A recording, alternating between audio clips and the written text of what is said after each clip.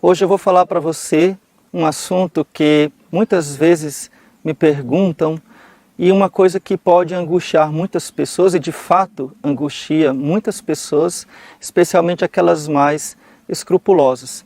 E é exatamente uma passagem bíblica que eu vou ler para você agora. A passagem, o versículo é do Evangelho de Mateus, capítulo 12, versículo 31. Diz assim Nosso Senhor: Por isso vos digo, todo pecado e blasfêmia será perdoado aos homens. A blasfêmia contra o Espírito Santo, porém, não será perdoada.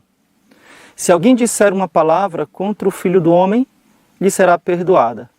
Mas se alguém disser contra o Espírito Santo, não lhe será perdoada, nem neste século, nem no futuro. Então, algumas pessoas, às vezes, me procuram até angustiadas, com a seguinte pergunta: Padre, será que eu cometi um pecado contra o Espírito Santo? Será que eu cometi uma blasfêmia contra o Espírito Santo? Eu vou para o inferno? Não tem perdão mais para mim? Eu estou muito preocupado porque eu tive um mau pensamento, ou porque quando eu era jovem eu disse uma palavra maldosa contra o Espírito Santo. E agora, Padre? Calma, calma que não é bem assim. Vamos entender aqui o contexto.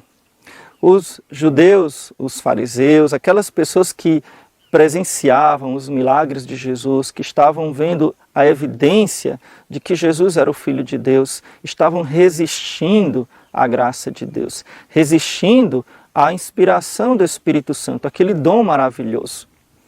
Então, o que é o pecado contra o Espírito Santo? Qual é a blasfêmia que não há perdão? É justamente aquela da resistência ao Espírito Santo, resistência à graça.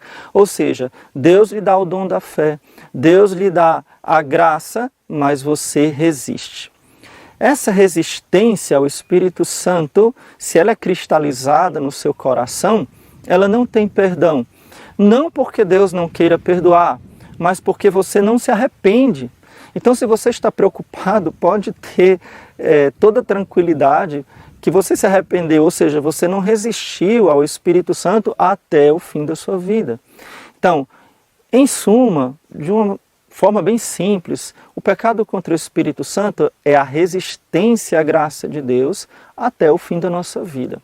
É uma maldade cristalizada no coração, uma rejeição às inspirações do Espírito Santo, que é o dom da fé, o dom da caridade, o dom da esperança, as virtudes teologais.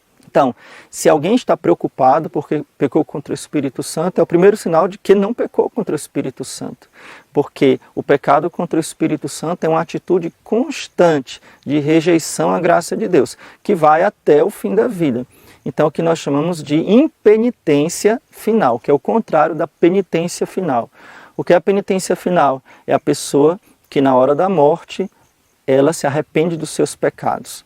É mais fácil uma pessoa que creu em Deus, que amou a Deus, que rezou, que serviu a Deus, que durante a sua vida buscou a verdade, no final da vida encontrar a penitência final. Então é muito mais lógico que eu, que você que está me ouvindo, encontremos a penitência final, do que alguém que durante a sua vida inteira rejeitou a graça de Deus. Então, alguém que durante a vida inteira rejeitou a graça de Deus, endureceu o coração e muito difícil se arrependerá no último instante. Então, será a impenitência final.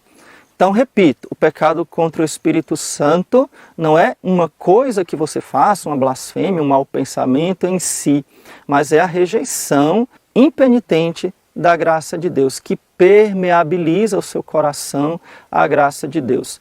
Não é que Deus não queira perdoar, mas é que a pessoa não quer tomar o remédio. Então, se um doente de uma doença grave, gravíssima, rejeita com todas as forças e não aceita o remédio, é impossível o médico curar. O remédio é a misericórdia, o remédio é a graça de Deus. Então, espero que isso possa aliviar o seu coração.